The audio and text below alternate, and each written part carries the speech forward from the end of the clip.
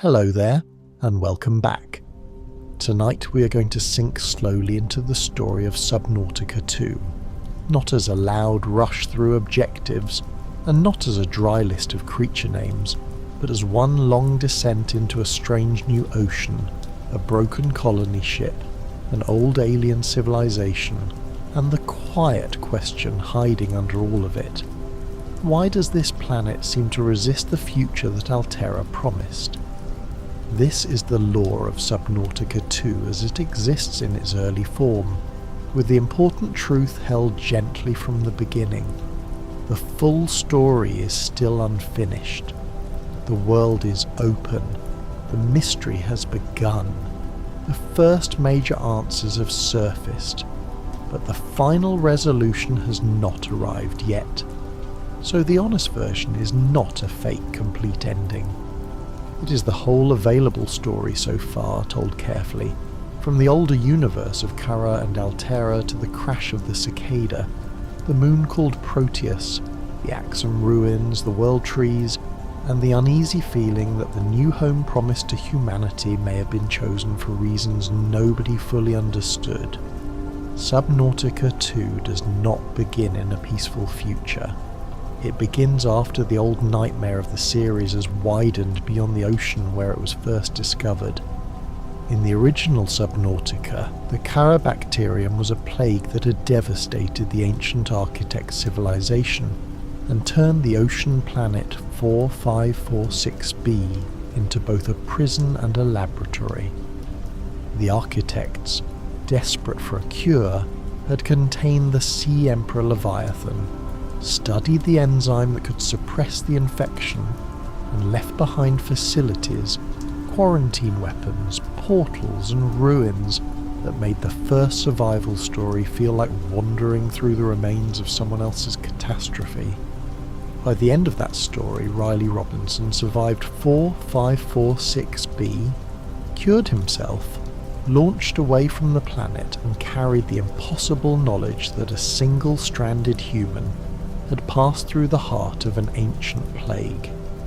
Below Zero then widened the universe in another direction. It returned to 4546b, but through colder water, Altera facilities, family grief, and the consciousness of an architect named Al-An. That story made the architects less distant and more personal. They were no longer only statues, alien rooms and abandoned systems. They could speak, remember, regret, and seek a new body. Subnautica 2 inherits both of these histories without simply repeating them. It remembers that Kara is not just a monster disease, it is an event that changed civilizations. It remembers that Altera is not just a helpful employer with tools and fabricators. It is a corporation that turns crisis into property, risk into contract, survival into debt, and exploration into business language. The second numbered story begins with these old pressures, but it carries them away from 4546b to a new ocean. The pre-launch story, called Voices from Beyond, gives the most important background. Far from the familiar waters of 4546b, the Carabacterium has spread through the Ariadne Arm, threatening human settlements and breaking ordinary life into emergency broadcasts, political control, fear, and corporate opportunity. Families hear warnings. Authorities declare martial law. The frontiersmen appear as the force meant to control the outbreak. Altera offers an answer that sounds like salvation, the Pioneer Program. To desperate people, the promise is simple enough to be believed. Leave the danger behind, sleep through the long journey, wake up on a prepared colony world, begin again. In that promise, Subnautica 2 becomes not only a survival story but a migration story, a refugee story, and a corporate colonization story wrapped in clean promotional language. The colony ship is the Altera Cicada, also described as the ISV Cicada, and its name is quietly perfect. cicada spends long years hidden, then emerges into the air in a burst of sound and fragile life. Altera's cicada is meant to carry 40,000 colonists through stasis toward a new future, a vast human brood sleeping inside corporate metal. The planned destination is Zazira, described in surrounding lore as a desert oasis, and marketed as a refuge from the crisis. The trip is supposed to take 14 years. For the colonists, those years are meant to vanish in sleep. They are meant to close their eyes in a contaminated, frightened society and open them in a designed beginning. But Subnautica has always distrusted clean beginnings. Something goes wrong in transit. The cicada does not arrive where it was promised to arrive. The disaster comes through an unscheduled phase gate transit. That detail matters because it keeps the crash from feeling like ordinary bad luck. A phase gate is not a storm or a rock in space. It is infrastructure, technology and route control on a scale so large that ordinary people depend on it without understanding it. The cicada is diverted, displaced or dragged through a transit it was not supposed to make, and the result is catastrophic. The ship breaks apart above a moon in the M05 binary star system. 40,000 souls were aboard. That number hangs over the whole story like deep pressure. Every survival pod, every fragment of wreckage, every corporate instruction from the ship's systems is haunted by the scale of that loss. The new world is Proteus, an ocean moon rather than a familiar planet. The name itself carries an old mythic feeling. Proteus, in Greek myth, is a sea god associated with change, prophecy, and shifting forms. Whether the name is only a human designation or something deeper in the story, it fits the mood of this place. Proteus is not simply another version of 4546b with different colours. It is a world of its own, placed in the light of a binary star system, shaped by enormous living structures, alien ruins, unknown ecological signals, and a sense that the water is not merely dangerous but unstable in meaning. This new ocean does not only ask how to survive, it asks what happened here before humanity crashed into it. The first thing that makes the setting different is the colony premise. In the original Subnautica, the Aurora was a corporate ship on a mission connected to phase gate construction and the search for Degasi survivors, and the survivor was alone after a crash. In Subnautica 2, the disaster is attached to a mass migration. The cicada was full of pioneers, not tourists and technicians in the ordinary sense. These people were supposed to found a future. That changes the emotional ground. Every Altera instruction to continue the mission sounds colder, because the mission was designed for a colony, not a single stranded body in a life pod. The ocean is being approached not only as wilderness, but as a place humans were meant to settle, build upon, and possibly reshape. Altera's role is therefore immediately uneasy. On the surface, the corporation gave people a way out of the Kara crisis, but Altera's history makes every promise suspicious. In the earlier games, Altera controlled equipment, debts, legal claims, salvage rights, employment contracts, and the language of survival itself. The corporation could tell a stranded employee what they owed after escaping an alien planet. It could put human curiosity into forms, scans, reports, and property values. In Subnautica 2, Altera offers an entire new life to people fleeing plague. That does not mean every colonist was foolish to accept. It means desperation and marketing have met each other, and the ocean is where the cost of that meeting becomes visible. The ship's AI is another important presence. Official descriptions say the AI insists the mission should continue, even after the disaster. That is chilling in a quiet way. A human might look at a shattered colony ship, dead or missing colonists, a strange moon, and say, the mission has failed. A corporate AI can treat catastrophe as a logistical obstacle, continue the mission, locate the colony, establish survival, adapt, build, gather. This is not villainy with a face. It is a system repeating its purpose because it was made to preserve purpose, not grief. In Subnautica, computer voices are often calmest when the situation is worst, and that calm can be more frightening than panic. The survivor in Subnautica 2 begins under that pressure, not only underwater, not only stranded, but placed inside the remains of a corporate colonization plan. The early objective is to locate the colony, which means the story's first hope is not escape but reunion. Somewhere perhaps there may be other survivors. Somewhere the original plan may still be recoverable. The thought is comforting because loneliness is one of Subnautica's oldest fears. Yet it is also unsettling because the colony is not only a place, it is the word Altera uses for success. To find the colony might mean finding people.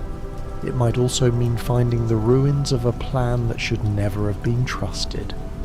The first dives are therefore filled with double meaning. Shallow water gives light, resources, and a little safety. But the larger story has already placed that safety inside a mass casualty event. A bladderfish or coral tube can feel peaceful, and still the sky above has recently burned with falling wreckage. This is one of the series' strongest tonal gifts. Beauty and disaster occupy the same water.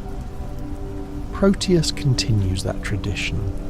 The water can be clear enough to feel holy and strange enough to feel watched.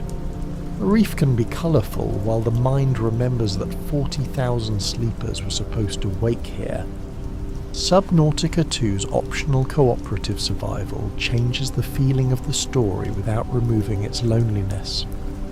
The official design still treats solo survival as central, but the possibility of others sharing the ocean fits the colony premise. This is not a story about one accidental survivor in the exact same way.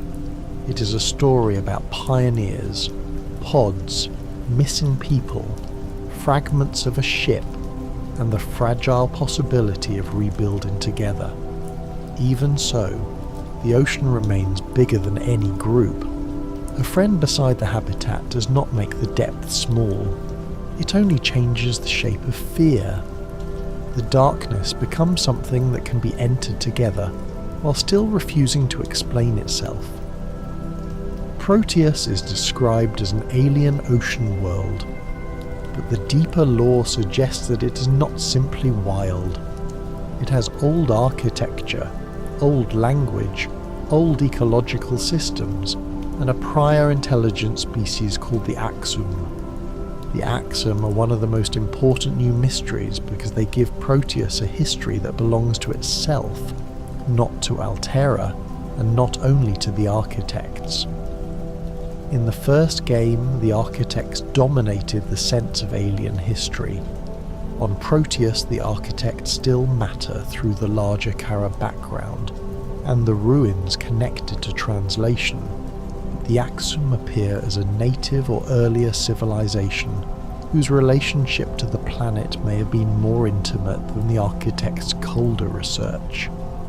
The current story leads toward Axum ruins, translation systems, a Rosetta Stone, an observatory, and an orrery.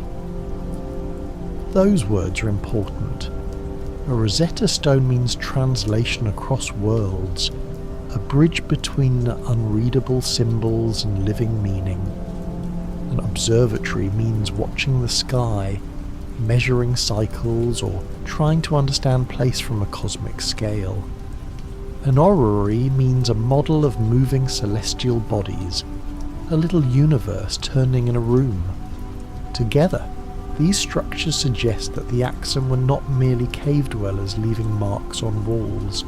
They had language, astronomy, memory, and the ability to encode warning or prayer into places that survived long after them. The translation ability connected to the Axum language is one of the current story's key moments. Before translation, the ruins can be admired but not understood. After translation, the planet begins to speak in a new way. This is a familiar Subnautica rhythm.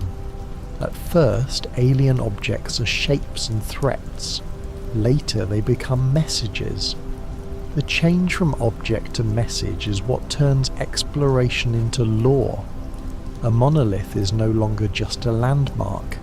A glyph is no longer just decoration. A ruin becomes the remains of someone trying to say something across time. In Proteus, that message appears to be tied to the state of the world trees and the deeper crisis of the moon itself. The world trees are the most important living mystery currently visible in the story. They are not ordinary trees in the comfortable human sense. They are enormous life forms, planetary structures, biological monuments, and perhaps the central ecological organs of Proteus. The name makes them sound mythic because world trees in many traditions connect sky, earth, underworld, life, death, and the structure of reality. Subnautica 2 uses that image underwater and alien, turning the tree into something that belongs to an ocean moon. If the world trees are dying, then the crisis is not only about human survival, it is about the health of the whole world. This matters because Altera's colony mission and the planet's own crisis may be moving in opposite directions. Humanity arrives carrying fear of Kara, a need for refuge, a corporate survival mandate, and a plan to establish a new home. Proteus may already be wounded before humanity understands it. The Axum ruins suggest that someone knew the world trees were in danger. Some interpretations of the current lore suggest the Axum sought help, possibly from the architects, because their world was losing balance. If that is true, then the Cicada's crash is not simply a shipwreck. It is a collision between two emergencies, a human plague crisis and an alien ecological crisis. The line between confirmed lore and mystery must stay clear. The current early access story does not provide the final truth of Proteus, the Axum, the world trees, or why the cicada ended there. What it does provide is enough to shape a strong direction. Proteus is out of balance. The colony ship did not reach the advertised destination. The Axum left messages and ruins. The story endpoint points toward world trees as central. The ship's AI is still pushing the mission. Sophie, Anita, and other human voices begin to frame the survival experience as more than construction and oxygen management. Somewhere inside these threads, the real plot is forming. Anita's contact in the opening gives the story a human pulse before the larger mysteries swallow it. A voice over comms can make survival feel less empty, but in Subnautica, every voice also carries the possibility of loss. The original game used radio calls from life pods to create hope and grief at the same time. Each message promised another survivor and often led to the evidence that they were already gone. Subnautica 2 plays with a similar nerve. Communication is comfort, but it's also incomplete. Voices come through damaged systems filtered by distance, emergency, and the unknown state of the colony effort. A calm instruction can carry fear beneath it. Sophie becomes especially important because the current story's endpoint reportedly turns around her warning that the world tree must be destroyed. That is an enormous statement, and it should not be flattened into a simple answer. Destroying a world tree sounds impossible, tragic, and perhaps necessary only if the tree has become a danger to the planet or to the colonists. But Subnautica has always loved moral uncertainty around ancient life forms. The Sea Emperor was imprisoned because the architects needed a cure, but she was not the enemy. The frozen Leviathan in Below Zero carried infection and fear, but the surrounding story was about responsibility, not simple hatred. If Sophie's conclusion is destruction, the question becomes why, and whether destruction is truly healing, or only another desperate human solution. The word adaptation is central to Subnautica 2. Official descriptions emphasize adapting to survive, and the early build includes systems tied to biological modification. On a simple level, adaptation means improving the body or equipment to endure deeper pressure, stranger conditions, and more dangerous biomes. On a lore level, adaptation is more troubling. Humanity arrives as a colonizing species on a world that may not want it there. Altera asks the pioneers to adapt, but adaptation can mean humility or invasion. It can mean learning from the ecosystem, or altering oneself just enough to keep taking from it. The story's moral question may become whether humanity can adapt to Proteus without forcing Proteus to become another human project. This theme connects directly to the older Kara story. Kara forced the architects to adapt their science, their bodies, and their ethics. In desperation, they trapped life, built facilities, and experimented on an ocean world. Altera later studied the remains and folded survival into corporate systems. Now humanity is fleeing Korea again, and another world stands in the path of survival. The danger is repetition. A species terrified of extinction can easily justify almost anything. Subnautica 2 seems ready to ask whether the survivors of one plague will learn from the old errors, or whether they will repeat them with better tools and softer language. The creatures of Proteus are not just obstacles. In Subnautica, every life form is part of the story because the world is ecological before it is narrative. Scanning a creature is not merely collecting information, it is learning how the planet thinks through bodies. Small fish reveal food chains and shelter habits. Larger predators reveal territory, pressure, and fear. Leviathans reveal scale. Passive creatures can be just as meaningful as aggressive ones, because a peaceful animal in a dangerous biome suggests balance, niche, and adaptation. Proteus's biodiversity therefore becomes one of the main lore texts. The animals tell the truth of the planet before the ruins can be translated. Leviathans have always carried the franchise's sense of awe. The Reaper made open water terrifying not because it explained itself, but because it sounded and moved like the ocean had produced a nightmare with teeth. The Sea Dragon made volcanic depths feel ancient and forbidden. The Sea Emperor changed the meaning of Leviathan from predator to mother, prisoner, and cure.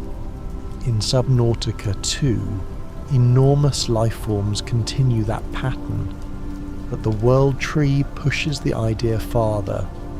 What if a Leviathan-like being is not merely an animal inside an ecosystem, but one of the pillars that makes the ecosystem possible? What if the largest life is not a monster at the edge of the map, but a wounded organ of the world? The idea of a planet that might not want humanity there appears in official language, and it is one of the most important sentences around the game. It should not be taken only as horror branding. A planet cannot want in a human way, but an ecosystem can resist. Pressure resists. Toxins resist. Predators resist. Scarcity resists. Alien immune systems might resist. Ancient machines might resist. If Proteus has world trees, Axum ruins, biological signalling, and a history of imbalance, then the resistance may not be random. The world may be reacting to intrusion, infection, or a wound that the colonists cannot yet see. The Axum might be the bridge between ecology and intelligence. Their ruins suggest they understood the world trees in ways humans do not. They may have seen the trees as sacred, functional, ancestral, or all of those things at once. In a human colony report, a world tree might become biomass, hazard, megafauna, or target. To the Axum it may have been kin. This difference is important. Much of Subnautica's moral beauty comes from realizing that the first label placed on a creature is often too small. A monster becomes a mother. A disease vector becomes a tragedy. A ruin becomes a plea. A resource becomes a life. The Rosetta Stone on Proteus therefore feels like a request for patience. It says that meaning cannot be taken from the world by force alone. It has to be translated. In the survival rhythm, the body wants immediate answers. Oxygen, water, food, shelter, tools, batteries, depth, modules. Lore moves more slowly. It waits in symbols and structures. Subnautica 2's current endpoint makes translation part of progression, which is thematically perfect. Before any decision about the world trees can be trusted, the old language has to be heard. A planet's crisis cannot be solved if the survivors only listen to Altera's mission logic. The Orrery expands the scale again. A model of celestial bodies inside an Axum observatory suggests that the ancient people understood their moon as part of a larger cosmic pattern. Proteus is not just a wet rock where a ship crashed. It is a moon under specific stars, caught in a system whose arrangement may matter to tides, ecology, light, migration, or even the growth of enormous organisms. The Subnautica series has often made the sky matter indirectly. The Aurora's explosion lights the horizon. The quarantine enforcement platform shoots down rescue. Below Zero's weather and stars frame isolation. In Subnautica 2, the sky may be part of the old alien record itself. The current ending being a cliffhanger is not a weakness if it is told honestly. It is part of the early access shape. Unknown Worlds has a history of building Subnautica stories in public, letting systems, biomes, creatures and narrative arrive over time. That means the lore right now is a shoreline rather than a finished map. There is enough to see the direction. The cicada, Proteus, Axum translation, world trees, and the colony's uncertain purpose. But there are also gaps that should remain gaps. The honest story does not pretend to know what version 1.0 will reveal. It rests in the mystery without filling every dark place with invented certainty. The old protagonist Riley Robinson appears in the wider lore as a public figure, connected through in-universe media and survival testimony. That small return matters because it turns the events of the first game into history. Riley is no longer only the stranded worker known through one experience.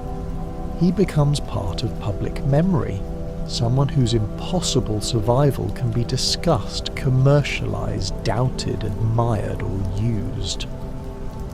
In a world where Kara has spread again, his survival of 4,546b is no longer an isolated miracle.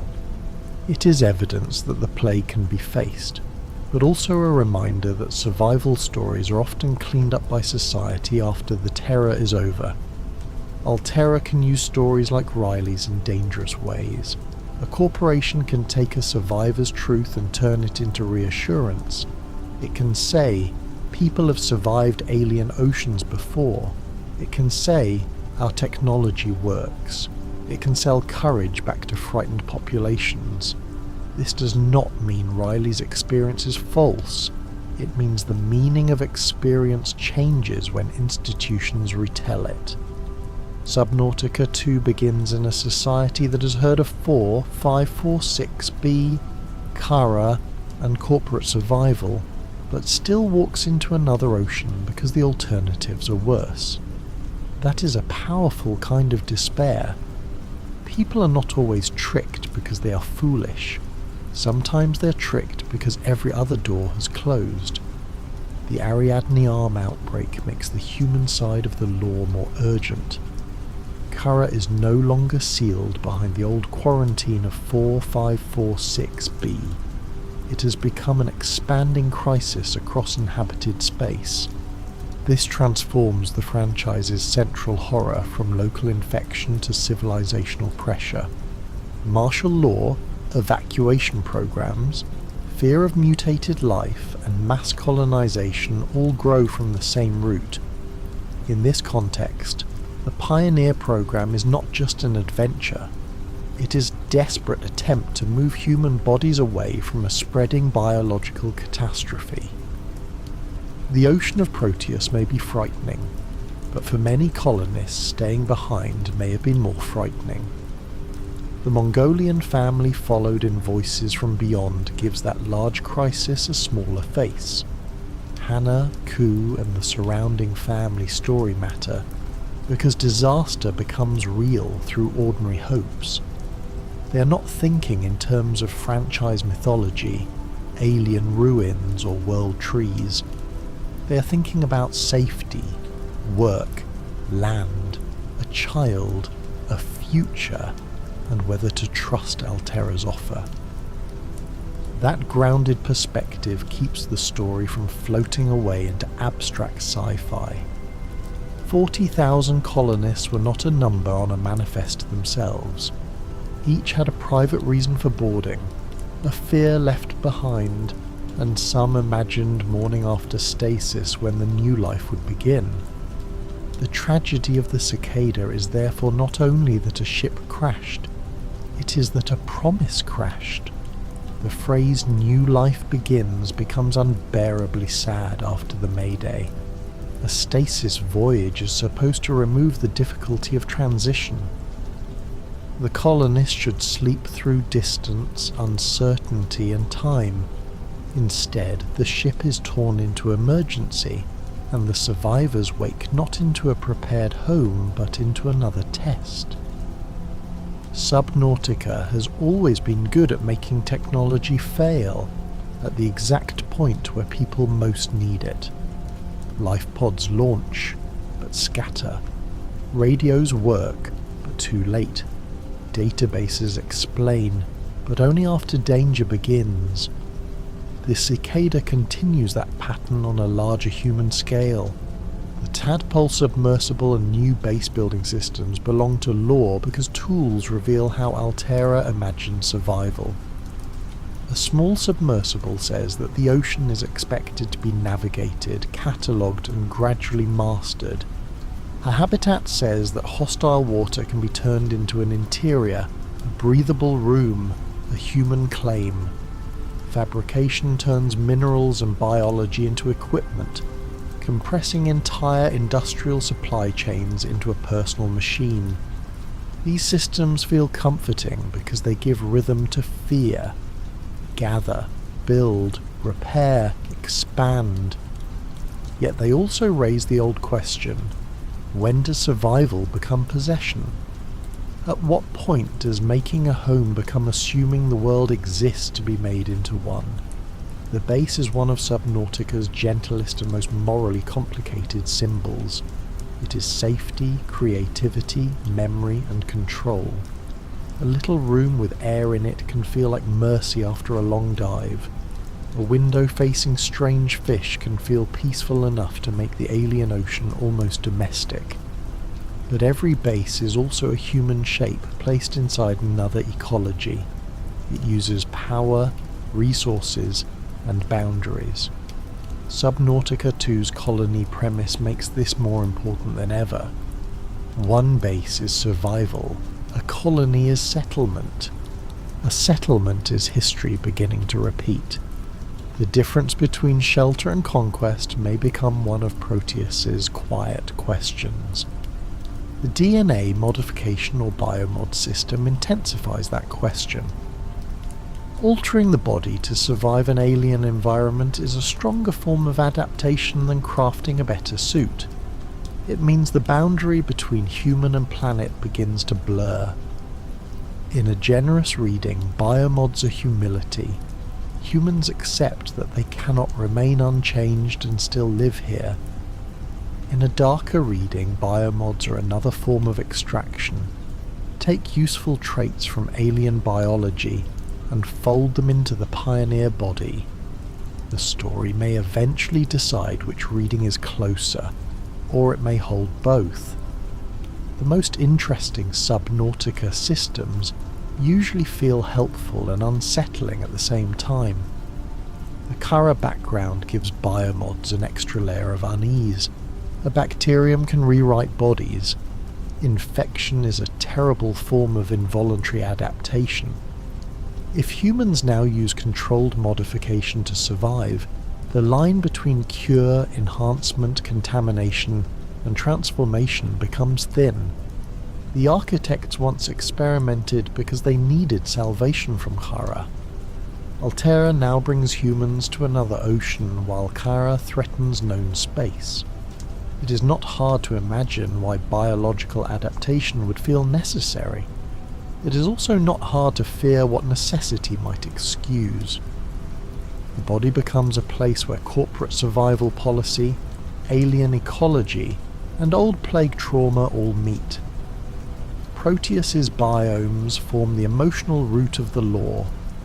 The bright shallows give the feeling of first breath, colour, and fragile orientation.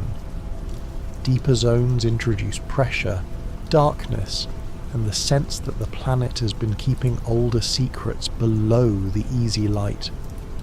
Volcanic areas suggest heat, power, and geological force beneath the ocean's beauty. Alien ruins bring the mind into the water, showing that intelligence once lived or worked here in ways humans are only beginning to read. A good Subnautica world is never just a map. It is a sequence of moods, and each mood teaches a different kind of respect. The shallows are where hope can exist without full knowledge. Oxygen is nearby, light reaches the water, food can be found, a habitat can be imagined, but the shallows also create a dangerous illusion that the world is understandable because the first part is survivable. Subnautica repeatedly breaks that illusion. The safe zone is never the truth of the whole ocean. It is only the place where the body learns the rules slowly enough to continue. On Proteus, the shallows are the first kindness of a planet that may later ask much harder questions. The deeper water changes the scale of thought. In shallow places, survival feels like managing tasks. In deeper places, survival becomes negotiation with fear. The suit warns about oxygen. The light fades. Sounds travel through the water without clear source. Shapes move at the edge of vision. The story of the cicada and the Axum ruins becomes more believable in that pressure, because the ocean itself begins to feel ancient enough to hide broken histories.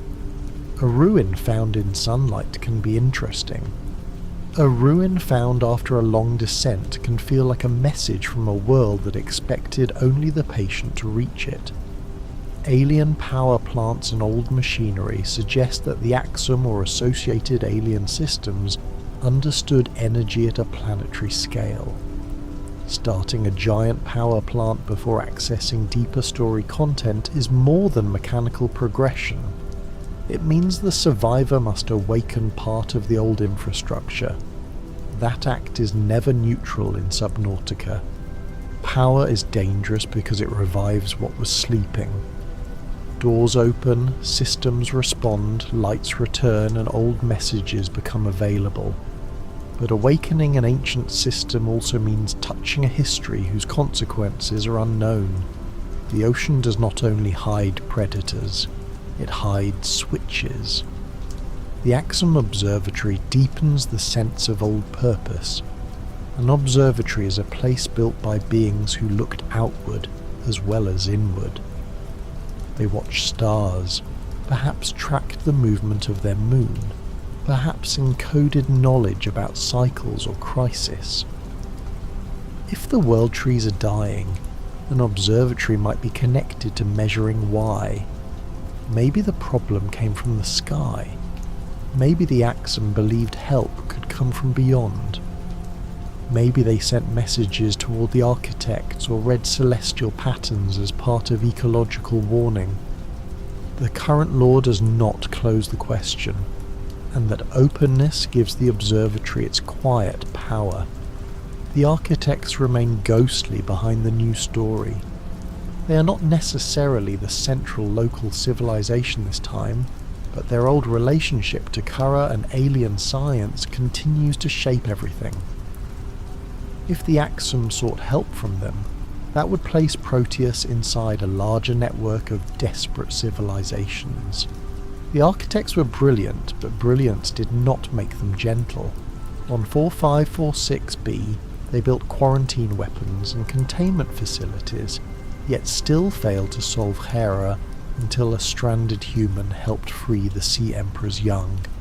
If they touched Proteus, the question becomes whether they helped, ignored, studied, or worsened the crisis.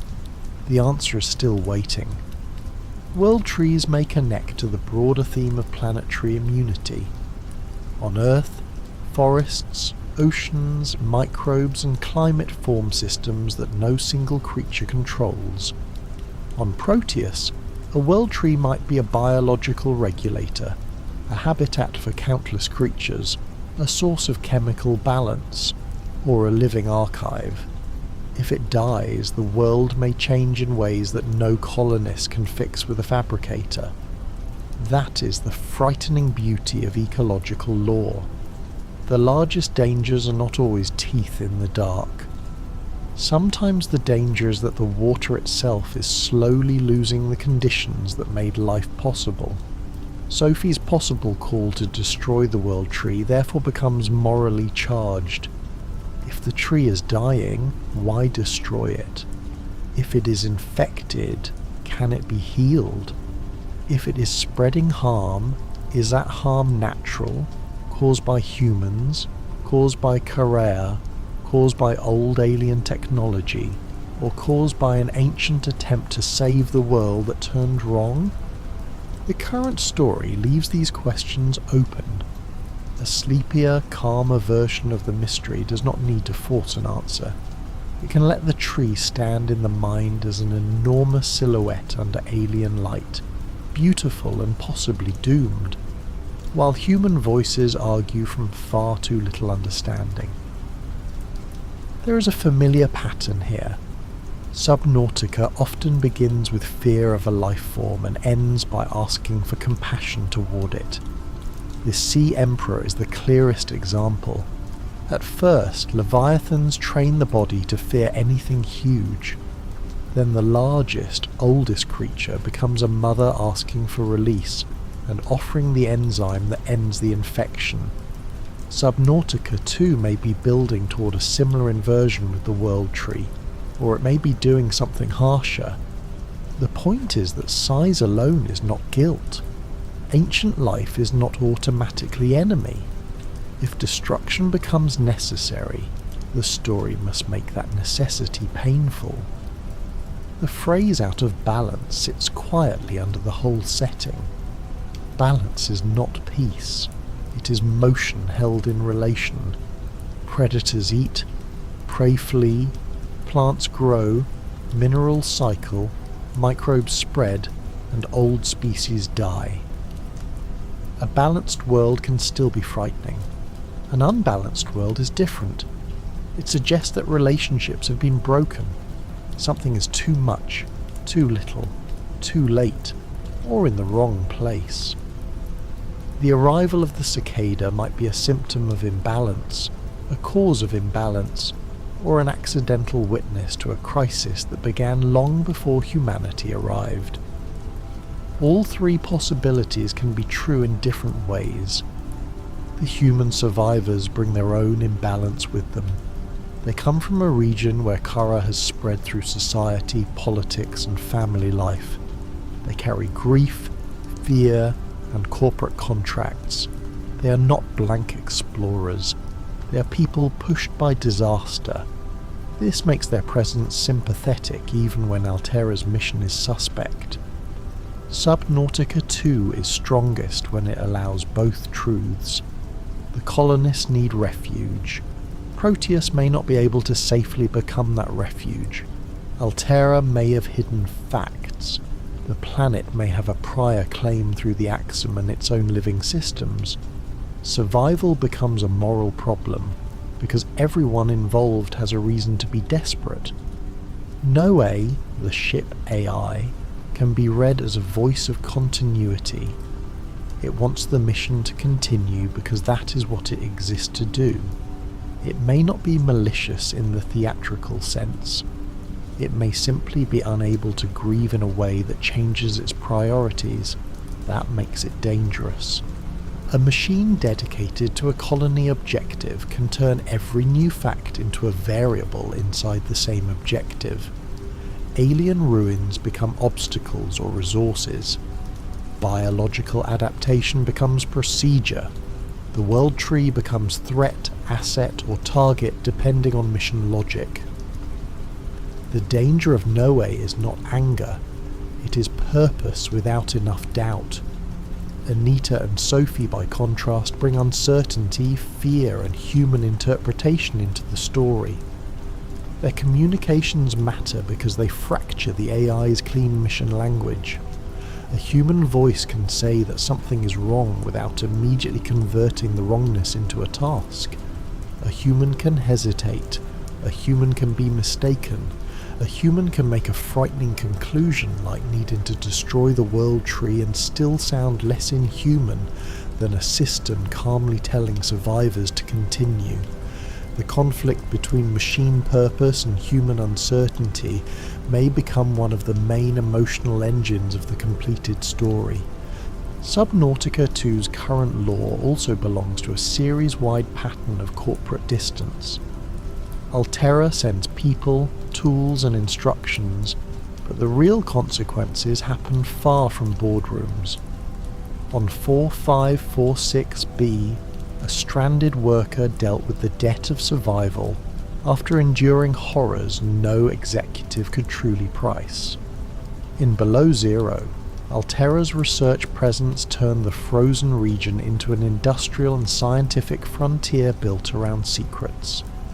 In Subnautica 2, the Pioneer program sells a fresh beginning while the actual pioneers wake among wreckage. The corporation's greatest power is the ability to make other bodies enter danger on its behalf. Yet the story would be weaker if Altera were only cartoonishly evil. The better reading is colder. Altera is a system that can do useful things for compromised reasons. Its tools save lives. Its ships move people. Its fabricators make survival possible. Its databases preserve information. Its programs may genuinely rescue some from Kara. But the same system reduces life to mission success, property, and liability. That ambiguity is why Altera keeps working as a central presence. The survivor depends on the corporation's tools while learning not to trust the corporation's meaning of survival.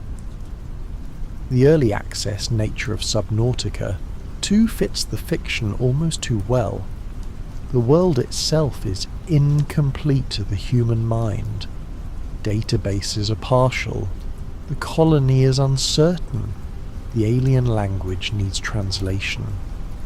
The story stops at a point that feels more like a door than a conclusion. In the fiction, that incompleteness is mystery. In development, it is an expanding world still receiving future chapters. Both feelings can coexist. The important thing is not to turn absence into false certainty. The honest lore has edges, and those edges are part of its atmosphere. The old Subnautica taught fear through isolation. The ocean was beautiful, but every rescue hope collapsed. The sunbeam was destroyed by the quarantine weapon. Lifepod signals led to wrecks and corpses. The escape rocket required understanding the disease and the Sea Emperor's young. Below Zero taught fear through investigation, family loss, and the presence of another mind. Subnautica 2 appears to teach fear through failed migration and ecological uncertainty. The survivor is not merely asking how to leave. The survivor is asking whether a promised home ever existed, whether this moon can become one, and what must be sacrificed or protected before that question can be answered. The crash of the cicada also creates a quieter question about memory. How does a colony remember 40,000 people if the colony never truly forms? A manifest is not enough. A ship name is not enough. Wreckage is not enough. Survival games often move quickly from disaster to crafting, but the lore holds the dead in the background. Each material pulled from a broken ship may have once belonged to a planned civilization. Each empty corridor may have been part of a future school, farm, lab, or home. The ocean receives not only metal but unmade lives. This is why the title Subnautica 2 matters beyond branding. It is not merely another underwater place. It is the second numbered movement of a larger argument. The first Subnautica asked what happens when a human survives inside the ruins of an alien attempt to defeat disease.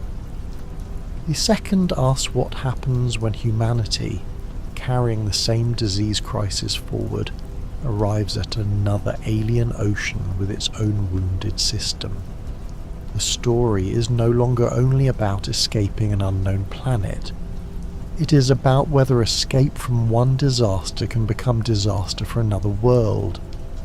The number 40,000 should keep returning softly in the mind, because it changes the morality of every decision. If only one survivor remains, survival has one kind of urgency. If thousands might be alive, or if thousands died while trying to reach safety, the ocean becomes a grave and a responsibility. The colony objective is not just a waypoint. It is a question about whether the Pioneer program still has a human heart inside its corporate shell. Finding out what happened to the colonists may eventually matter as much as understanding the axiom. The human mystery and alien mystery are braided together. The name Pioneer program is also worth lingering on. A pioneer is a hopeful word with a violent history. It suggests courage, settlement, risk, and the opening of new frontiers. It can also hide displacement, exploitation, and the assumption that land or ocean becomes meaningful only when newcomers arrive. Altera's use of that word is not accidental in feeling. It makes colonization sound clean. Subnautica 2 can use the word against itself. Proteus was not waiting empty. The Axum were there, the world trees are there, the ecology is there. A frontier is often only a home whose earlier story has been ignored.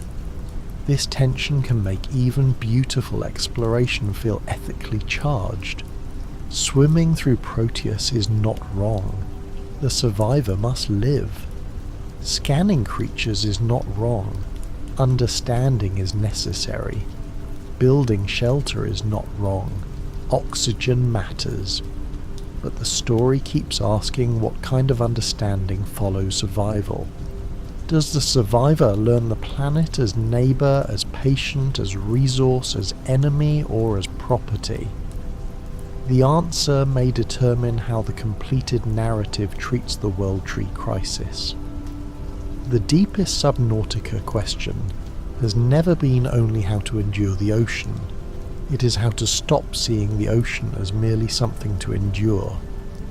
The Axum ruins create a feeling of mourning before all facts are known. Ruins always do that.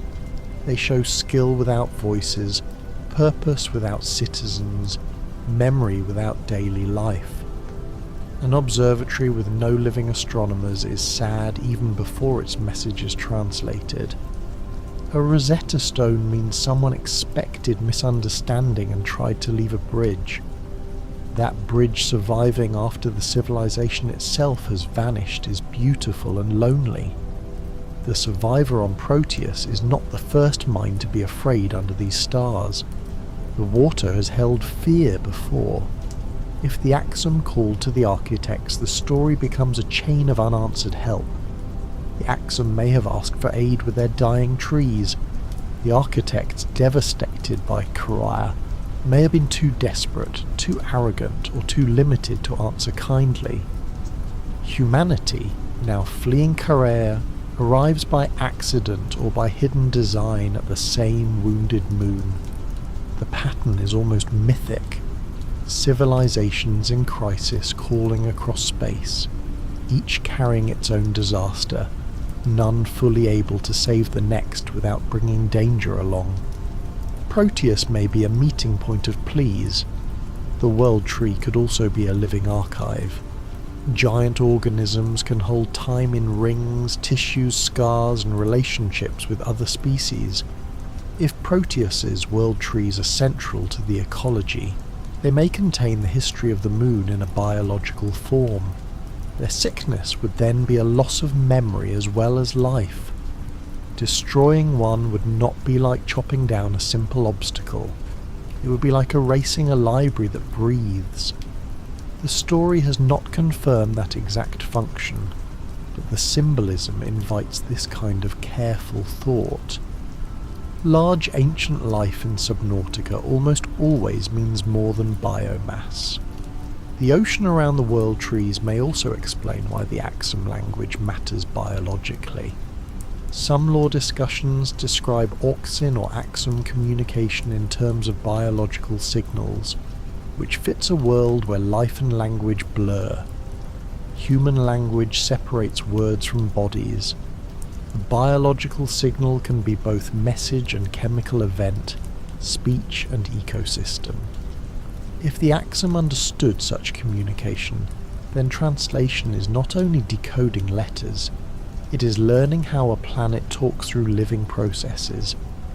That idea belongs beautifully in Subnautica, where scanning a creature has always been a kind of reading.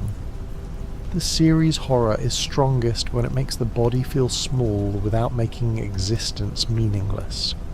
Deep water reduces the human body to breath, light, temperature, pressure, and nerve.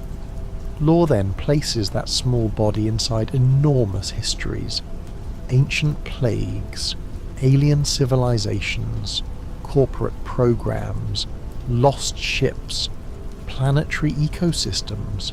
Subnautica 2 continues that layering. A single survivor may be hungry and low on oxygen, while also standing at the edge of a crisis involving Kara, the Axum, the world trees, and 40,000 colonists. The contrast is soothing in a strange way because it gives the mind a clear rhythm. Small task, vast mystery, small task again. Food and water systems are lore because they make survival physical.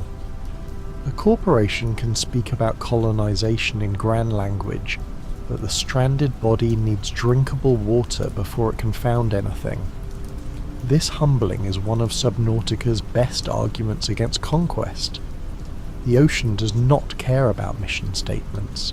It cares whether lungs have air and cells have hydration.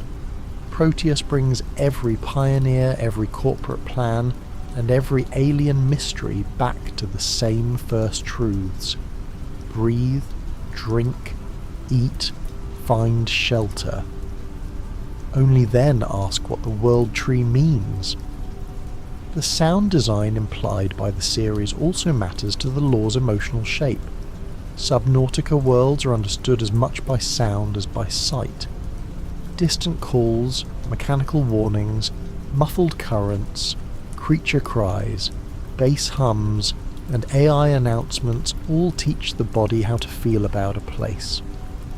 In Subnautica 2, voices from the ship, alien signals, and the possible language of the Axum make sound even more central.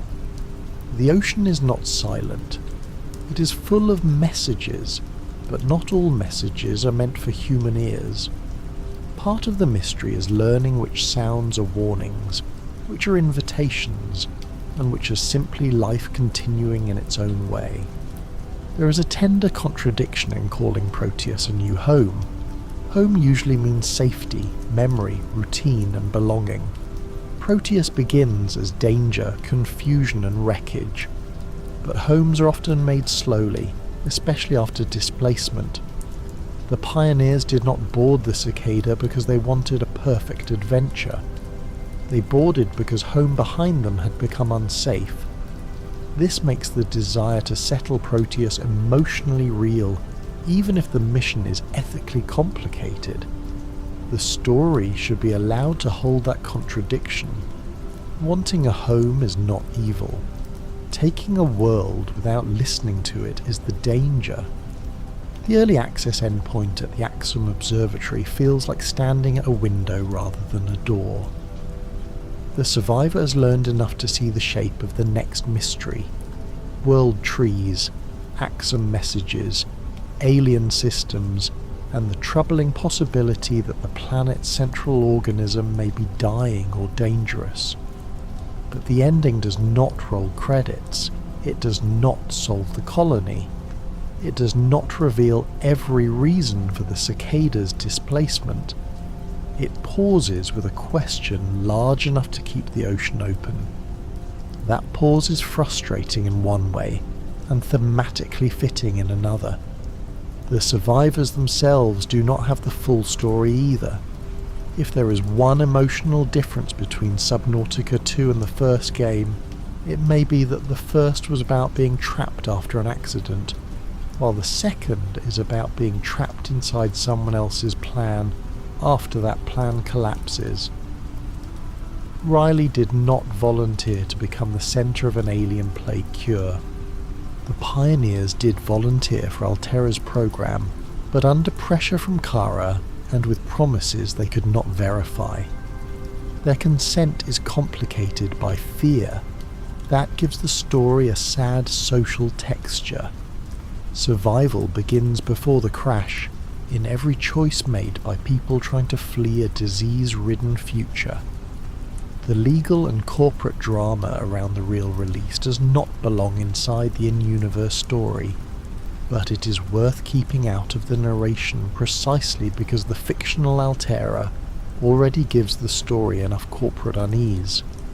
Inside the lore, the focus should remain on the pioneers, the cicada, Proteus, and the old alien mystery. A calm lore telling does not need to drag production conflict into the water. The world itself has more than enough pressure. The better path is to let Altera's fictional voice do the unsettling work, while the ocean slowly reveals what the corporation did not understand.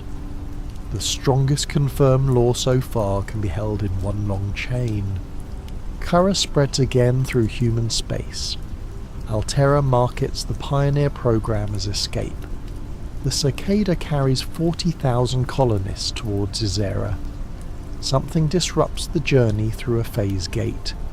The ship crashes on Proteus, an ocean moon in the M05 binary system. The survivor wakes under instruction to continue the mission and locate the colony. The ocean reveals its own biodiversity, dangers, and old ruins. Translation of Axum language opens the deeper alien record. The current endpoint points toward the world trees and leaves the fate of the planet unresolved. That chain is the backbone, and everything else grows around it. The mysteries branching from that backbone are the places where the story breathes. Why did the cicada arrive at Proteus? Was it accident, alien signal, corporate mistake, sabotage, or something tied to the old Axiom plea? What exactly are the world trees? Are they dying because of an old disease, environmental collapse, Kara, human arrival, or a failed alien intervention? What happened to the Axiom? Did they vanish, transform, migrate, or become part of the biological systems they try to protect? What does Noah know? What does Sophie know? And why does destruction become her answer? These questions are not filler. They are the living edge of the lore. The word Proteus also suggests change as destiny. A world named for shifting form may not allow any species to remain unchanged. The pioneers may have come seeking a stable future, but the moon may demand transformation from everyone who touches it. Altera wants mission continuity. Kara forces biological crisis. The world trees may represent ecological transformation on a planetary scale. Biomods bring bodily transformation into survival. The Axiom ruins represent cultural transformation through translation.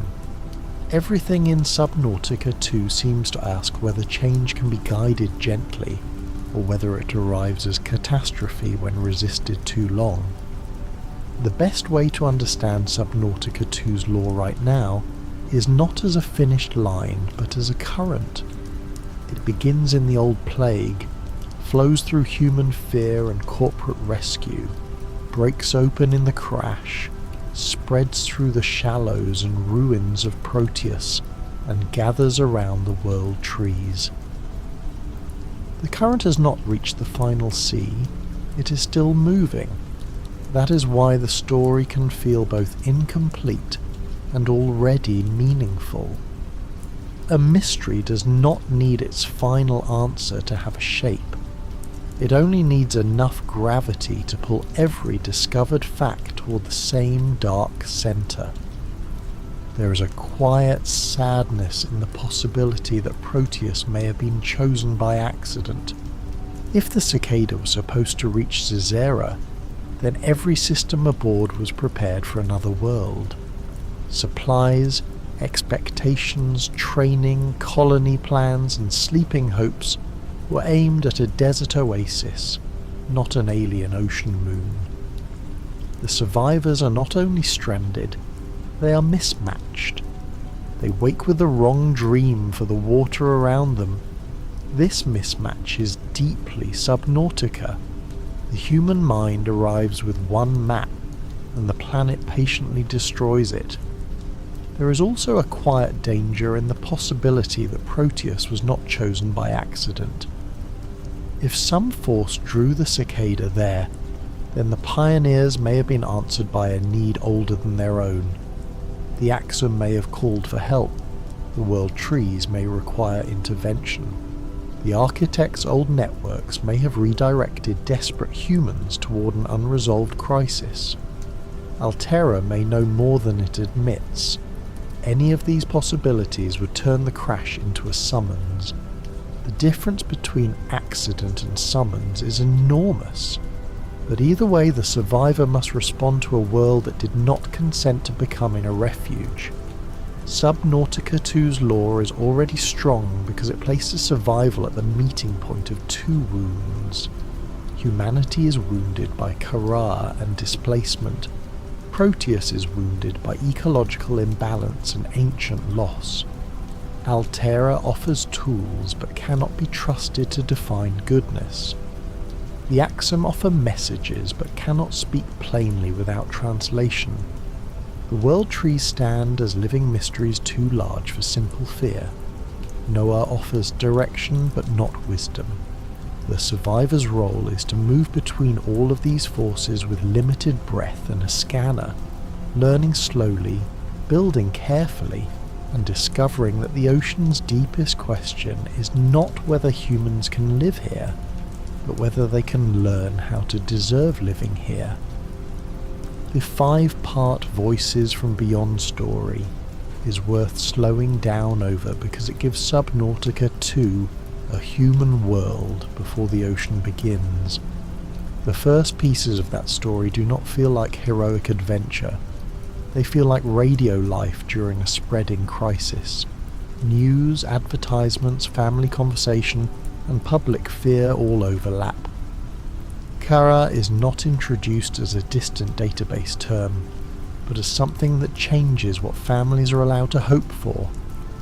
That matters because the colony ship is not filled with abstract settlers.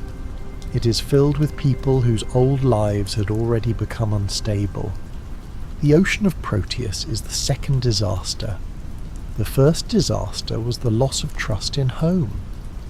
The early audio story also makes Altera's advertising feel more dangerous because it arrives exactly when fear is highest. A clean corporate promise always sounds strongest beside disorder. When the bacterium spreads, when governments harden, when martial law enters daily life, a program promising departure can feel like mercy. But Subnautica has trained us to distrust any institution that offers a simple sentence for a complicated emergency. The Pioneer program does not need to be a total lie to be dangerous. It only needs to hide the cost, soften the uncertainty, and turn mass fear into a recruitment funnel. The mention of martial law across the Mongolian independent states gives the human crisis a political shape. Kara does not only attack bodies, it attacks trust, movement, work, food, family choices, and the relationship between citizens and authority. When a plague reaches that level, leaving becomes more than wanderlust. It becomes a survival calculation. The frontiersmen, brought in as enforcement, represent another kind of pressure, the promise of order through force. Between disease, military control, and corporate escape, ordinary people have very little truly free choice. That makes the pioneers tragic before the ship even launches. Hannah and Ku's presence in the pre-launch story helps keep the scale from becoming cold. A child in a crisis changes the emotional temperature of every decision. Adults can endure uncertainty for themselves in one way, but for a child, a promised future becomes almost irresistible. The dream of land, safety, and ordinary work matters because it is small. It is not galactic ambition. It is a family trying to imagine a morning where fear does not decide everything. Subnautica 2's crash hurts more when the people aboard are remembered this way, as carriers of modest hopes rather than as cargo. The name Zizera, the intended destination, carries its own sadness. A desert oasis promised to people fleeing disease has a very different emotional meaning from Proteus, an unknown ocean moon. The promise of Zizera seems to be managed, surveyed, and understandable. It is a place Altera can sell as a future. Proteus is what happens when the sales pitch falls into water. The contrast between desert oasis and alien ocean is almost dreamlike. The pioneers were told to expect one kind of survival and received another. They prepared for a story with sand, settlement, and controlled terraforming, then woke inside currents, pressure, ruins, and Leviathan shadows. The 14-year stasis flight adds another layer of loss because time is stolen from the colonists in advance. They agree to sleep through years of history so they can wake in a safer chapter. Stasis is supposed to make time merciful. It says, "Close your eyes, and the hard part will pass without you." But the cicada's disaster turns that mercy into vulnerability. Sleeping people cannot consent to course changes, emergencies, or corporate choices made while they are unconscious. They place their bodies in the care of Altera, the ship, the AI, and the infrastructure of transit. The crash is therefore a betrayal of sleep itself.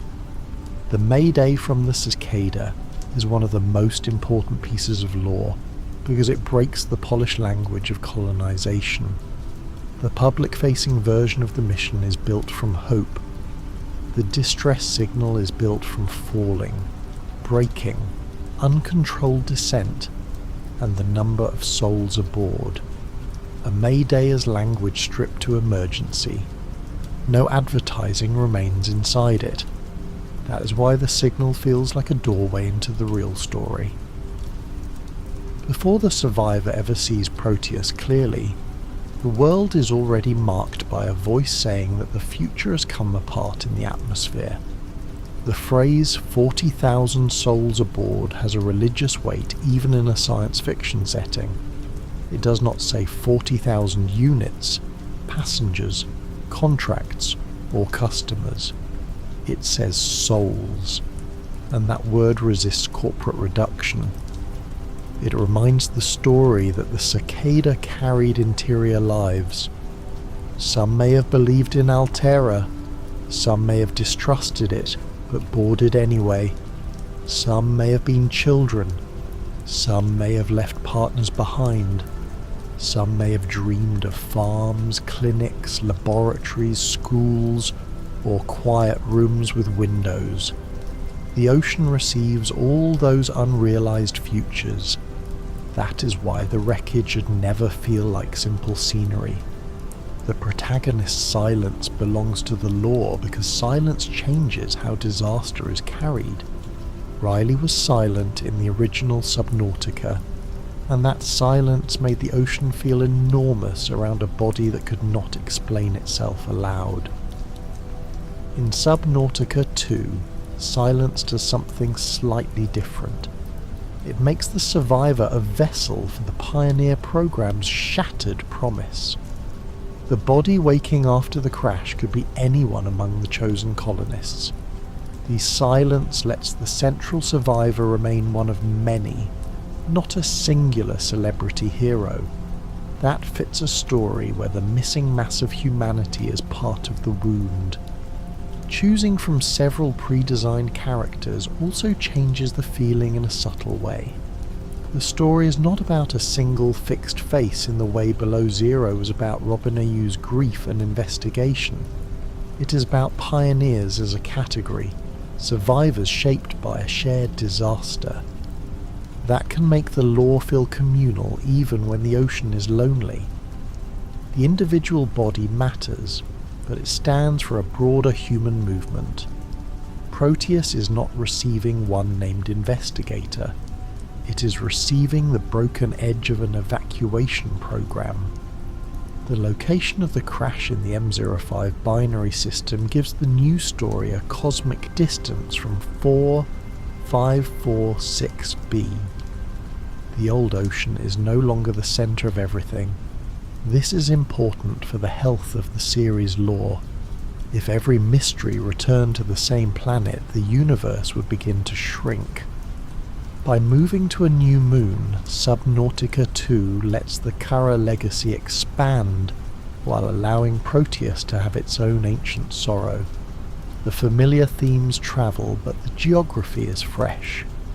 There is comfort in continuity and danger in the unknown, both held together. A binary star system also gives the sky a different emotional presence. Two suns, two sources of light, or two gravitational presences can make the ocean feel less Earth-like, even before the first creature appears. Light underwater is always storytelling. It tells the body how deep it is, what time it might be, whether a place feels warm or exposed. On a moon under binary light, every shimmer can feel slightly wrong in a beautiful way. The surface may look open, but the sky itself says that this home is not the one humanity evolved to understand. The Axum ruins are especially strong because they keep Proteus from feeling like a wilderness waiting for human meaning. A ruin says someone else made meaning here first. Even if the Axum are gone, their structures interrupt the Pioneer program's language. Altera can call the colonists pioneers, but the stones say there was already a before. There was observation, communication, perhaps fear, perhaps worship, perhaps science. Proteus does not become historical when humanity arrives. It was historical long ago. The survivor's task is not to write the first story, but to learn how many stories have already sunk beneath the water. The Rosetta Stone is one of the best possible symbols for this new phase of the franchise. It suggests not conquest, but translation. The original real-world Rosetta Stone mattered, because it let later people understand a language that had become unreadable to them. In Subnautica 2, that symbolic function fits perfectly. The survivor does not simply need stronger equipment, the survivor needs better understanding. A stronger submersible can reach a ruin, but only translation can turn that ruin into a voice. The story is saying, very quietly, that depth without comprehension is not enough. The Axum translation ability creates a moral pause in the progression. Before it, alien structures can be used as places, marks, or puzzles. After it, they become statements. That shift should change how the survivor feels about every old wall. It is one thing to pass through dead architecture for survival. It is another to realize the architecture has been trying to explain a disaster. The ocean becomes less empty and more inhabited by memory. Even when the Axum are absent, their words make them present again. The alien comb tied to vision adaptation is another interesting piece, because it links sensory change to knowledge. To see differently is to know differently. The body has to be altered or assisted before certain truths become visible. That is an old science fiction idea, but it feels natural in Subnautica because vision underwater is already limited by murk, distance, light, and fear.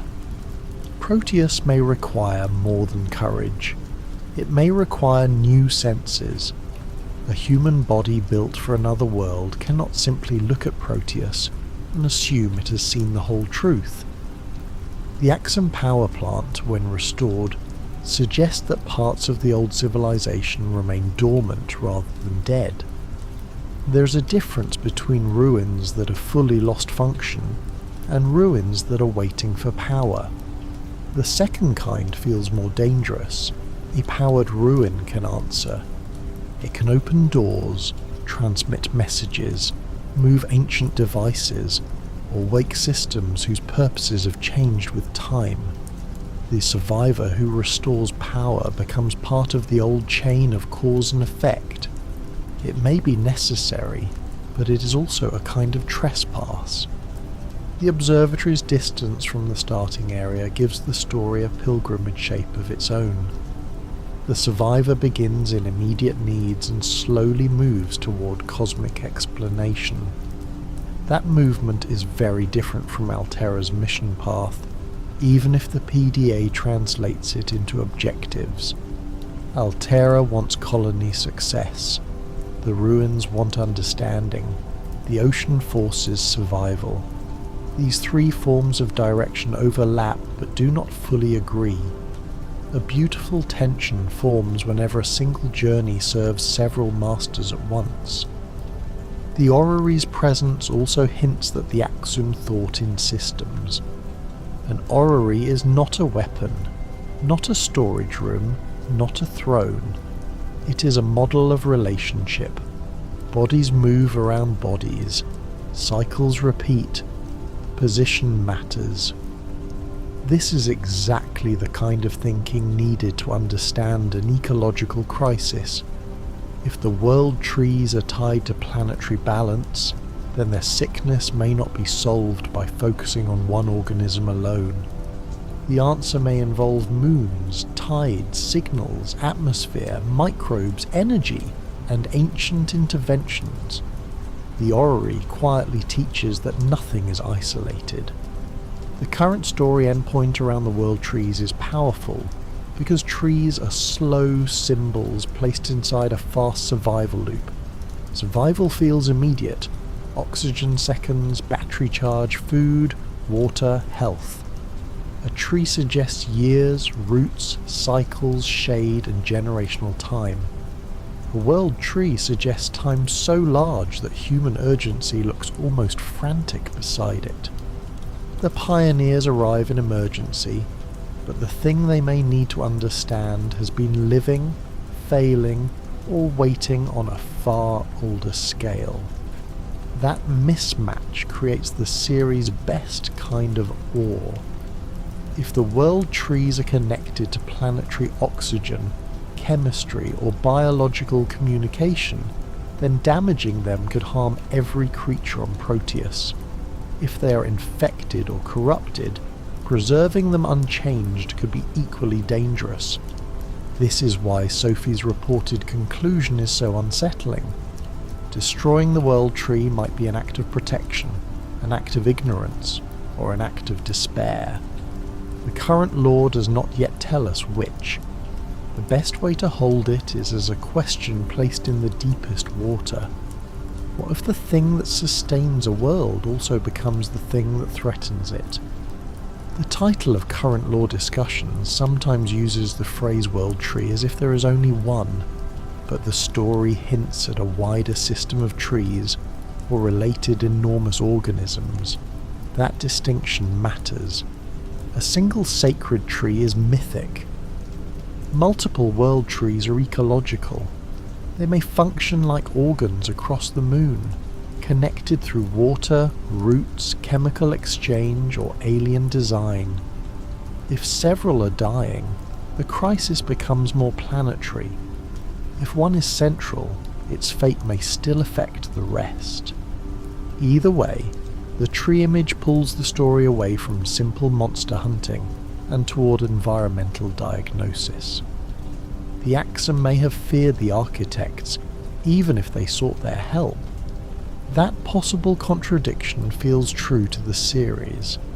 The architects were advanced enough to inspire awe and fear at the same time.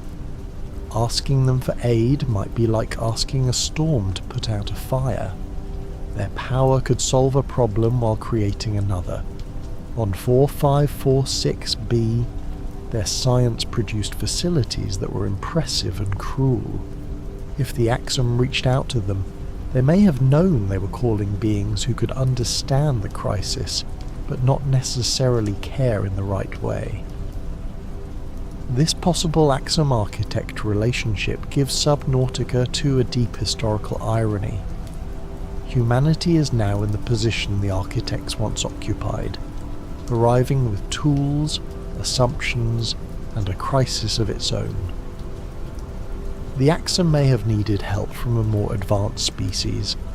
Now humans, less advanced than the architects but armed with Altera technology, are trying to read the aftermath. The story may be asking whether a newcomer can learn humility from the failures of older newcomers. That would be a very Subnautica lesson.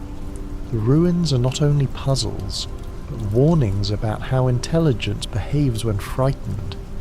The Carabacterium remains the dark thread connecting all these worlds.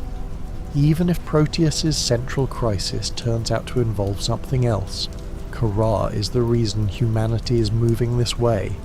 It is the pressure behind the Pioneer program. It is the old sin that shaped architect history. It is the disease Riley survived, and the threat now spreading through known regions. Kara is not only a pathogen in the lore, it is a force that reveals what civilizations become when they're afraid of extinction.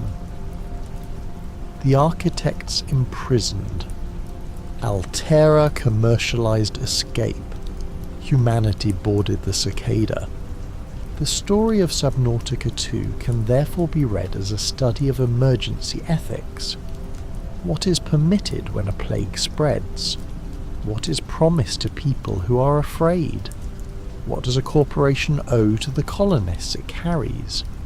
What does a survivor owe to a planet that was not the promised destination? What does a wounded planet owe to refugees? These questions are too large for a simple survival checklist, but the water makes them intimate. They're carried in every dive, because every dive asks whether survival is only staying alive or also learning how not to become another disaster. The lack of a true final ending in the current build should shape the lore narration rather than weaken it. A false full ending would betray the atmosphere. Right now, the story is an opening movement. The crash, the first survival, the first alien translation, the first sight of the larger ecological mystery. It is like reaching the edge of a trench and hearing something below, not yet descending to the bottom. That is enough for a strong sleep story because unresolved mystery has its own calm. The mind can rest beside a question without forcing it shut. The eventual full version may change details, expand regions, add story chapters, rename interpretations, or reveal that early assumptions were incomplete. That is part of Subnautica's history. The first game changed throughout development, and its final story became clearer over time. The lore of Subnautica 2 in this moment should be treated as living. The facts that are present now are real for this build, but the final shape is still swimming toward us. A careful telling can honour what exists while leaving room for the ocean to change. One of the gentlest strengths of this setup is that it makes curiosity feel like survival. Curiosity in Subnautica is dangerous, because swimming toward the unknown can lead to predators, depth limits, or getting lost. But without curiosity, the survivor never learns enough to live well. Subnautica 2 extends this to language and ecology. Curiosity is not only about finding titanium or a blueprint. It is about listening to the Axum, questioning Noe, doubting Altera, and wondering whether the World Tree is victim, threat, or both. Curiosity becomes a moral skill. The entire available lore, then, is not thin just because the ending is incomplete.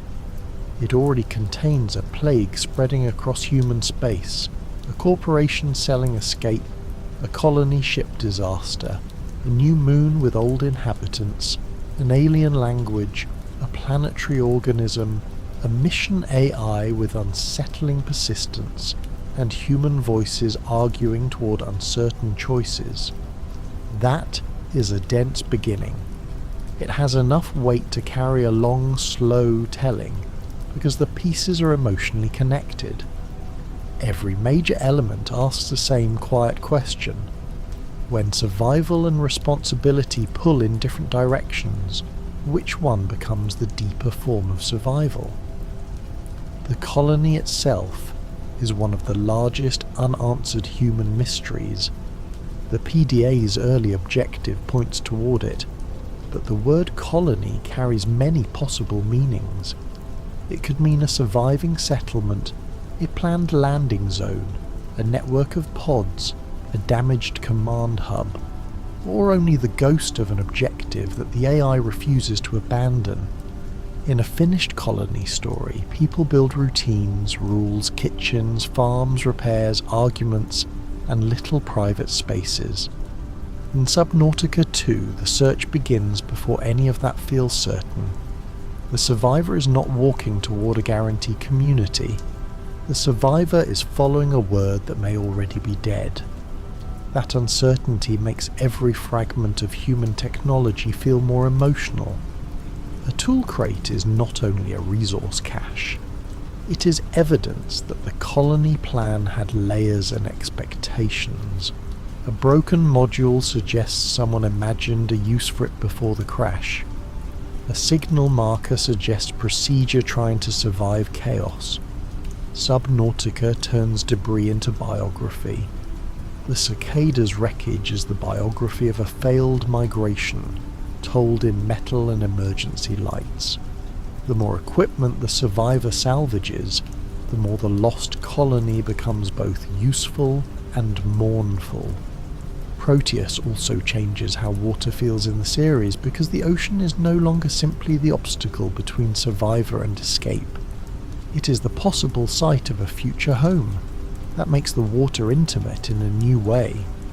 In the first Subnautica, leaving 4546b was the final dream. In Subnautica 2, the mission is not necessarily to leave Proteus, at least not at first. The mission is to live there, perhaps permanently. This makes every dive a kind of first negotiation with a place that might one day surround sleeping quarters, gardens, docks, power stations, and children. The ocean is frightening because it might have to become familiar. The possibility of children on the cicada is one of the quietest pains in the lore. Voices from beyond makes the Pioneer program feel familial, not merely professional. If families boarded, then the ship carried future generations as well as workers. A colony is not only built by engineers, it is built by people who expect birthdays, schools, stories, and ordinary arguments over meals. The crash threatens all of that. It turns an interstellar promise into a scattered nursery of missing futures. Subnautica rarely shows this kind of grief directly, but it lets the mind feel it around the edges of every broken system.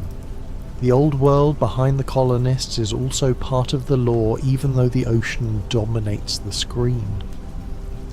The Ariadne arm crisis means home has become dangerous enough that an alien moon can look like hope. That reversal is powerful. Normally the alien ocean would be the frightening unknown, and home would be the safe memory. In Subnautica 2, home itself has been infected, militarized, and destabilized. The unknown may be terrifying, but the known has already failed. This is why the Pioneer's arrival feels less like expansion and more like exile dressed in corporate language. The Axum's absence raises another soft but important question.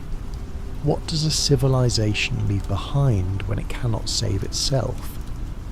The answer on Proteus appears to be structures, language, observatories, translation aids, and perhaps messages about the world trees. They did not leave a simple diary explaining everything in human terms. They left systems that require work. That is fitting. Ancient beings do not owe later survivors easy answers. Their ruins are not customer service. They are the remains of their own emergency, preserved just well enough that another species might misunderstand them, or, with care, finally hear them. Misunderstanding may become one of the story's greatest dangers. Altera can misunderstand Proteus by treating it as a colony site. The survivor can misunderstand creatures by seeing only hazard or resource. The AI can misunderstand old signals by converting them into objectives. Humans can misunderstand the world tree by seeing only threat or salvation. The Axum may once have misunderstood the architects, or the architects may have misunderstood the Axum. A chain of misunderstandings can be as destructive as a deliberate attack. Translation then becomes not convenience but a moral necessity. The World Tree's possible sickness also places Subnautica 2 in conversation with environmental grief. A dying giant organism is not the same kind of fear as a chasing predator. It is slower, heavier, and harder to solve. It asks whether the world can continue in the form that made all other survival possible. If the world tree is the heart of the local ecology, then its sickness turns every beautiful biome into something fragile. The colours remain, the fish still move, the light still scatters, but underneath the balance may already be failing. That is a subtler horror than teeth, and perhaps a deeper one. There is a certain humility in the fact that the survivor must scan. Scanning means admitting ignorance first. It does not kill, conquer, or immediately use. It observes. Of course, Altera's database can still turn observations into categories of usefulness, but the act itself begins with attention. Subnautica's scanner has always been a strange little bridge between science and reverence. To scan a creature is to pause long enough to learn its name, behaviour, and place. On Proteus, scanning axon structures and biological systems may become the difference between repeating old violence and understanding the planet as a living whole. The best Subnautica lore is often hidden in the delay between seeing something and understanding it. A huge skeleton in the Lost River first feels like scenery, then becomes evidence of extinct leviathans. The Sea Emperor first feels like a telepathic threat, then becomes a trapped mother. Architect ruins first feel like alien machinery, then become the record of a failed cure. Subnautica 2 is already using the same delay. The world tree is visible or knowable as a massive presence before its meaning is clear. The Axum ruins stand before their full history can be read. The colony exists as an objective before its fate is certain. This delay is perfect for sleep-like storytelling because it encourages slow attention. The story does not need to strike every answer like a hammer. It can let the same object change meaning over time. The cicada begins as a ship, then becomes a migration, then a grave, then perhaps evidence of something stranger in transit. Proteus begins as a crash site, then becomes an ecosystem, then an archaeological mystery, then a wounded world. The world tree begins as awe, then becomes concern, then perhaps a decision no survivor is ready to make. Meaning unfolds like depth. The lore also depends on the difference between official mission and actual duty. Noah and Altera preserve the official mission. Continue, survive, locate, adapt, colonize. Actual duty may turn out to be different. It may be to protect survivors from the mission's assumptions. It may be to understand the Axum before obeying the AI. It may be to heal the world trees rather than exploit them, or to stop them if their sickness endangers all life. The tension between mission and duty is one of the most mature parts of the setup. A mission is assigned, a duty is discovered. The survivor's moral growth, if the full story follows the franchise's tradition, will probably come from this discovery. At first, survival is personal and immediate. Later, survival becomes ecological and historical. In the original Subnautica, curing oneself required freeing the Sea Emperor's young and ending the quarantine. The escape could not happen without responding to the planet's deeper wound. Subnautica 2 may follow a similar curve. To secure humanity's future on Proteus, the survivor may first have to understand what Proteus needs, and perhaps accept that humanity's planned future must change. The beauty of this current lore is that it makes uncertainty feel honest. Many sequel stories try to become bigger by adding louder threats. Subnautica 2 becomes bigger by widening responsibility. The first question is how to breathe. The next question is what happened to the cicada. Then what happened to the Axum? Then what is happening to the world trees? Then whether Alterra's new life can exist without repeating the old pattern of taking first and understanding later. The scale expands, but the method remains the same. One dive, one scan, one strange signal, one more breath.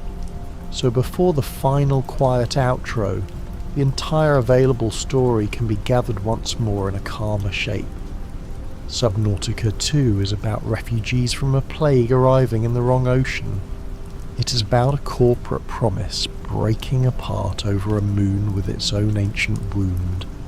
It is about a survivor asked to continue a colony mission before knowing whether the planet can bear that mission. It is about the Axum leaving enough language behind to be heard, but not enough to remove every doubt. It's about world trees standing at the centre of a mystery where life, danger, memory and responsibility may all share the same roots. One more thread worth holding is the way Subnautica 2 treats hope as something useful but unsafe. Hope gets the colonists onto the cicada. Hope keeps survivors following signals. Hope makes a base feel like the beginning of a home instead of a bubble of air in a hostile sea. But hope can also be manufactured, packaged and sold. Alterra understands that frightened people need hope, and that is what makes its promise so powerful. The law does not ask us to reject hope. It asks us to ask who is shaping it, who profits from it, and whether hope still listens when the world answers back. The ocean itself answers slowly. It does not argue like a person. It answers through pressure, distance, available resources, sick organisms, blocked passages, old ruins, and creatures behaving according to needs older than human plans. This makes Proteus feel less like an enemy and more like a presence. It resists because it is itself. That is one of the most peaceful and frightening truths in the series. The water does not become moral just because humans suffer in it. It remains water, habitat, history, and force. The survivor must become careful enough to live inside that reality. The current story's lack of a final escape route also changes the emotional direction. The first Subnautica always carried the possibility of leaving, even when that possibility was delayed. Subnautica 2 begins with settlement as the stated goal. That means the final question may not be how to get away, but how to stay without becoming a wound. Staying is harder than escaping in moral terms. Escape asks for endurance. Staying asks for relationship. If Proteus is to become home, then home must be negotiated with the living world already there. That idea makes the world trees feel even more central. A home built beside a dying world heart is not truly a home. It is a waiting room for another collapse. If the trees are sick, the colony cannot simply build around the sickness forever. If the trees are dangerous, the colony cannot simply destroy them without understanding what else will fall with them. The trees force the pioneers to think beyond the first shelter and the first harvest.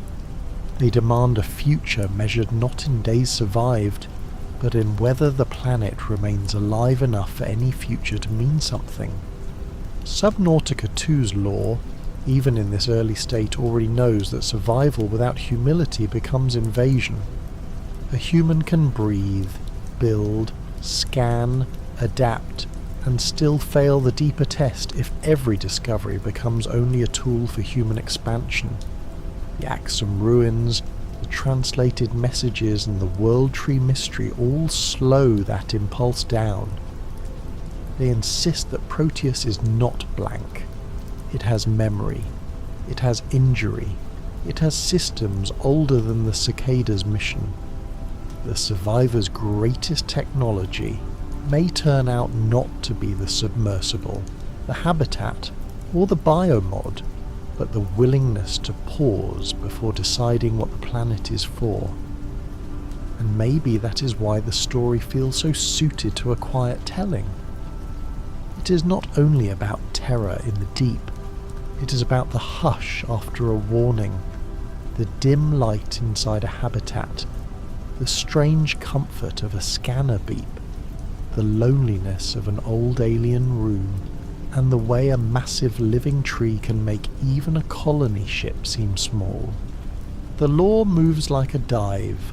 Preparation, descent, discovery, fear, a moment of wonder, and then the careful return to air.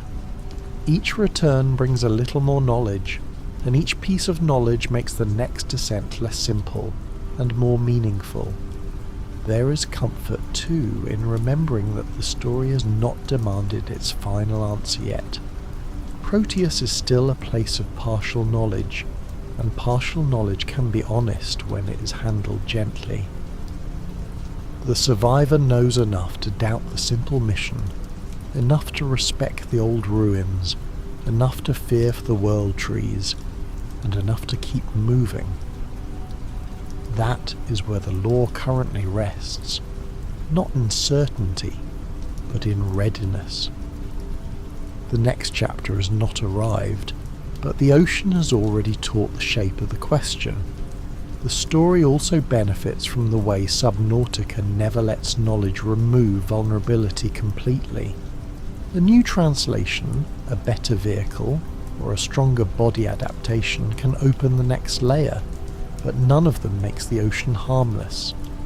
That is important for the lore because it keeps wisdom from becoming domination. Understanding Proteus should not turn Proteus into a solved object.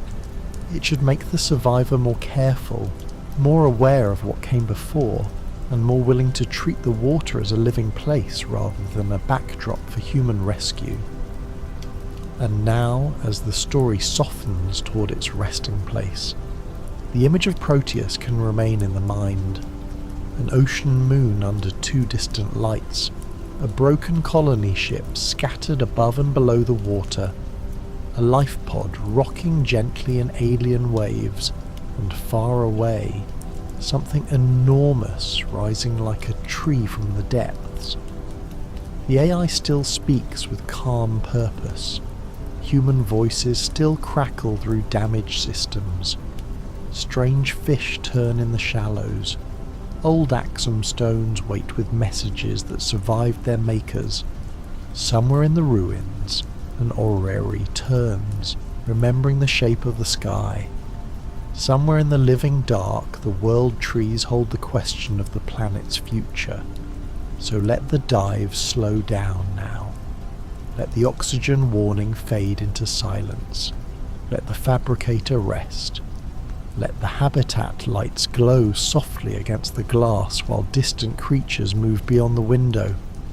The story is not finished, and that is all right. Proteus is still opening. The cicada's truth is still scattered. The Axum's warnings are still being translated. The world trees are still waiting in the deep. For now, the lore of Subnautica 2 is a beginning made of wreckage, water, plague, promise, and old alien memory. It asks for patience. It asks for breath. And as the ocean settles around the base, the mystery can drift quietly into sleep.